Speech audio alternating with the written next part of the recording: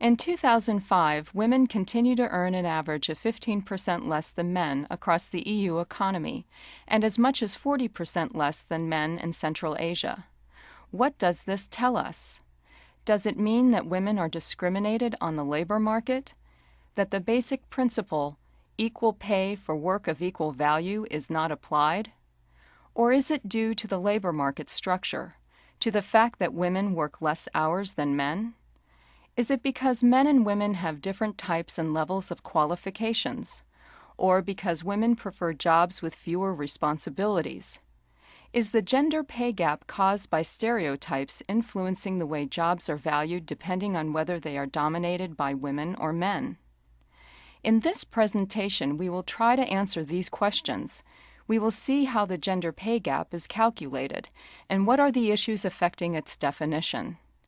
We will see what the gender pay gap measures and what it does not measure, what are its possible causes, and how these may be investigated further. In general, the gender pay gap refers to the difference in earnings of men and women, what women on average take out of employment in monetary terms relative to men. It is calculated as the difference between average earnings of men and women as a percentage of average earnings of men. Being an average, the gender pay gap can only provide an overall picture of gender inequality in total pay for employment. It does not say if women and men with the same or similar jobs receive different compensations. It does not explain in itself why wage differences between men and women exist. To understand the gender pay gap and to better inform policymakers, it is necessary to disaggregate the gender pay gap according to various associated factors and possible causes, as we will see. The way the gender pay gap is defined and calculated is also important. There are different approaches in measuring the gender pay gap which affect the information that this indicator can provide. Estimates of the gender pay gap differ widely depending on the data source, the calculation method, as well as on the type of wages considered: hourly or monthly wages, net or gross wages, inclusion of additional benefits, and the categories of workers included in the calculation. For example, should we include only employees or self-employed as well? Different choices on these issues have an impact on actual figures and on the way data should be interpreted. In most cases, there is no right or wrong solution. It depends on what data are available at the national level and what aspects one would like to show. However, for the purpose of international comparisons, similar definitions and calculation methods should be used by countries. One of the factors affecting the gender pay gap is the time reference used to calculate wages. The gender pay gap based on monthly wages is generally larger than the one based on hourly wages, since women work as a general rule fewer hours than men and for this get lower salaries. Monthly or annual wages provide a better idea of the total overall difference and how much women take home compared to men in monetary terms. This approach, however, measures wage differences between women and men that are due not only to difference in payments, but also to difference in number of working hours. Using hourly wages, measured as the monthly or annual hours divided by the hours actually worked during that period, one can measure the difference in payment independently of the number of hours worked. This example illustrates the different gender pay gaps that can be constructed considering monthly, annual, and hourly wages. As can be noted, the pay gap based on annual wages is very similar to that based on monthly wages. On the other hand, in some countries such as the Netherlands, Israel, and Canada, the measure based on hourly wages is much lower, due mainly to the high percentage of women who work part-time. In fact, in the Netherlands, the percentage of women working part-time is much higher than in any other European country. It reaches 75% of all employed women, versus 19% for men. The indicators as calculated in this example measure two different aspects of gender inequality.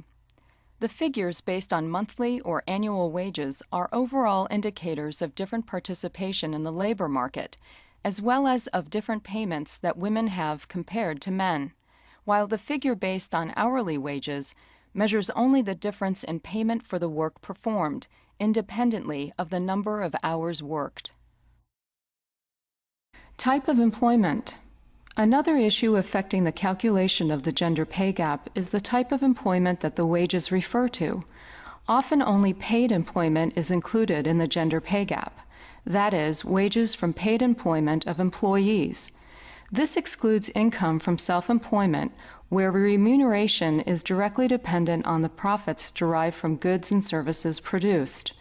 While the gender pay gap for persons in paid employment has important policy applications, ideally the gender pay gap should be calculated also for the self-employed. However, most often reliable data on the income from self-employment is not available. As the example illustrates, in some countries there is not a large difference between the gender pay gap calculated on wages from paid employment and from all employment. However, in those countries where the proportion of self-employment is higher, these differences might be much greater, and excluding self-employment may underestimate the gender pay gap, as in Serbia.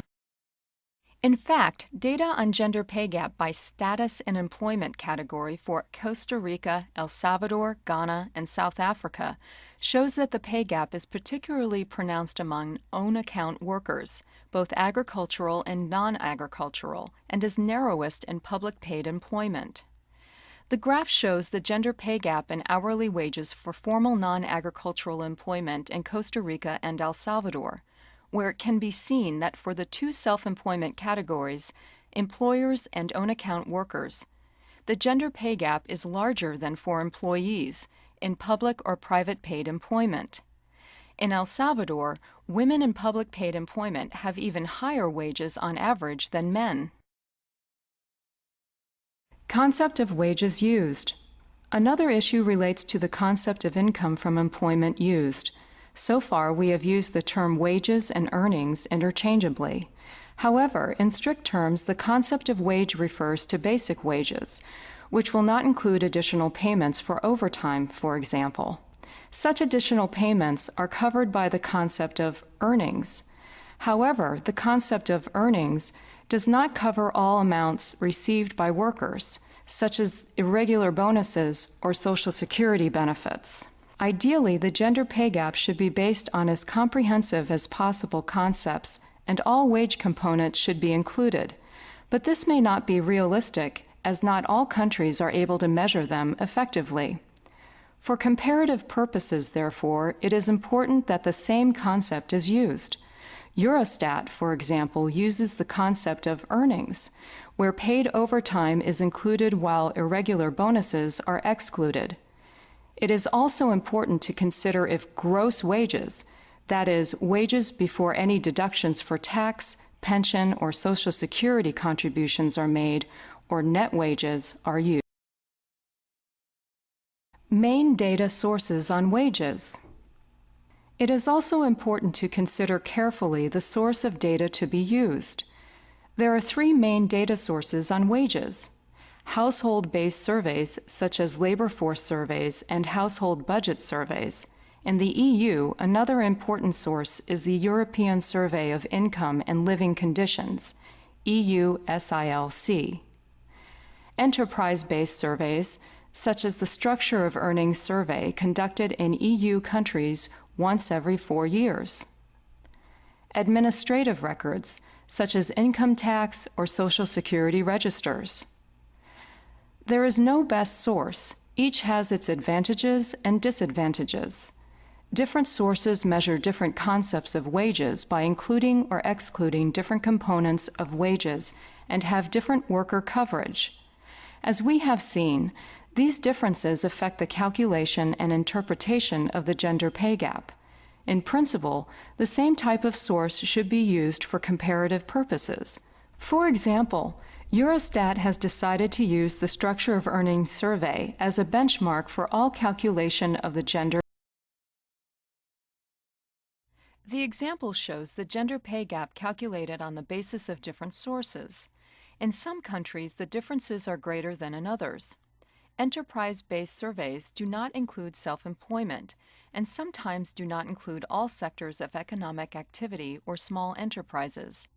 Administrative registers, such as those kept by the Social Security system in a country, do not include informal jobs and in general cannot provide data disaggregated by individual characteristics, such as education or age, or by job features, such as occupation level. Data on wages based on household surveys are the most complete regarding worker coverage and disaggregation by personal and job characteristics, but may have accuracy problems on measuring wages. Causes. The gender pay gap can be considered to be an overall measure of gender inequality in the labor market. It combines in one measurement two main factors leading women to have, on average, lower incomes compared to men: gender segregation and gender discrimination. The first component refers in general to the concentration of women and men in different industries, occupations, and grades that place women in a disadvantaged position vis-a-vis men. Segregation across industries and occupations is commonly known as horizontal job segregation, while segregation across grades within occupations is often referred to as vertical job segregation. Both result in women having lower wages on average as compared to men. Horizontal and vertical job segregation are a consequence of existing gender roles in society, individual aspirations, education, and accumulated job experience, as well as personal choices and opportunities. The second component, discrimination, is a term with a precise legal definition in many countries. In general, it refers to the inferior treatment of members of one group compared with other groups. Sex-based discrimination in the labor market can lead to women being paid less as compared to men for work performed that is of a similar nature. It is also one of the factors leading to the glass ceiling effect, which prevents women from reaching the highest level jobs. In real life, it's often difficult to distinguish between these two factors. Still, to better understand the reasons leading to differences in women and men's earnings, it is important to disaggregate the pay gap according to various associated individual and job characteristics, as we will see. Differences in individual characteristics such as skills, educational level, age, and work experience may have an influence on the gender pay gap. For example, women are more likely to have a break in their career due to childbirth and childcare, which have an impact on their pay. Statistics show that the pay gap is in general higher for employees with children and married employees than it is for singles. This example shows the gender pay gap for the total of 27 EU countries based on hourly earnings. As can be seen, the gender pay gap steadily increases with increasing years of service. This means that on average, for men and women having worked the same number of years, the earnings of men have grown more than those of women. This graph shows the gender pay gap based on monthly earnings by level of educational attainment for selected countries. As can be noted, for all levels of educational attainment, there is a gap between average earnings of men and women. In most countries, the gap is highest among employees with tertiary level qualifications. This means that the gender pay gap remains high also among men and women having the same education level, and, interestingly, the gap is bigger among those with higher education. Conclusions. As we have seen, the gender pay gap is a complex and powerful measure, one of the most often used to measure overall gender inequality. There are many different ways to calculate the gender pay gap, each showing different aspects of inequality in pay. What is important is that countries analyze and make decisions on what aspects they intend to measure, and accordingly choose the most appropriate time reference, sources, worker, and income coverage. There is no perfect solution, but it all depends on what is needed. A small set of indicators on gender pay gap could be proposed to have a comprehensive picture of gender inequality in the labor market. What is important is to use the same method across countries for comparative purposes and in time for trends. An accurate measure of the gender pay gap may help monitor the situation of gender inequality.